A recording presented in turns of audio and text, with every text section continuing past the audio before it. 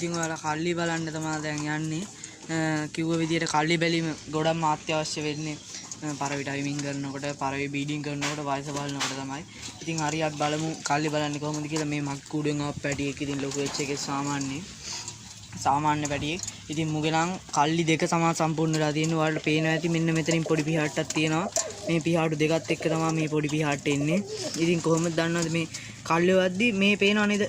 නැවිලා තියෙනවා. ගත්තොත් ඔයාලගේ වම් අත පැත්තට මේ මෙතනින් නැවිලා තියෙන්නේ. මෙන්න මේ ලේයර් එකේ.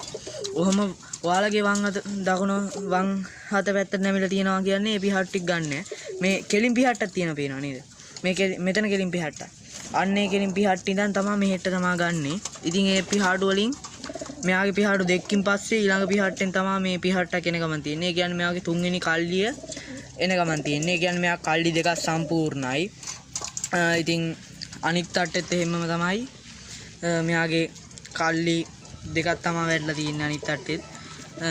ඉතින් ඔයාලා බලන්න ගන්නකොට ගන්න ඕනේ විදිහ තමයි මේ තටු ටික අරින්න ඕනේ. මේ ඔයාලගේ වම් අත පැත්තට නැමිලා තියෙන්නේ මෙන්න මෙතනින්. ඒව ඇරලා මේ තියෙන කෙලින් පිහාඩු ටිකක් ඇවිල්ලා. අන්නේ පිහාඩු වලින් තමයි ගන්න ඕනේ. මෙයාගේ ඉතින් කල්ලි දෙකක් වැටලා තිනවා.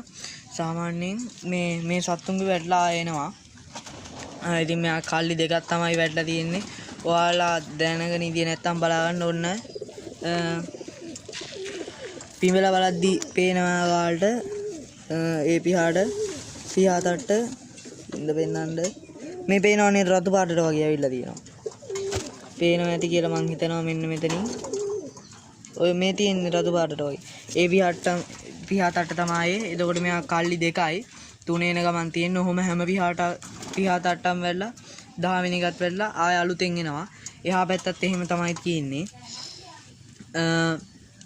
ඉතින් මේ මං ඔයාලට දැන් ෆොටෝ එකකුත් දාන්නම්.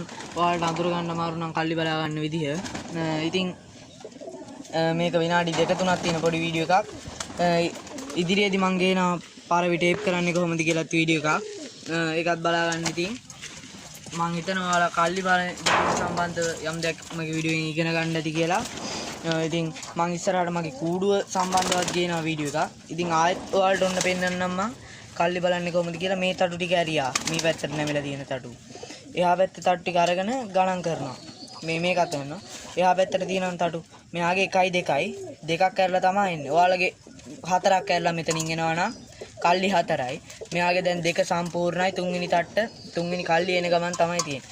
හරි එහෙනම් ඊළඟ වීඩියෝ එකෙන් හමු වෙමු.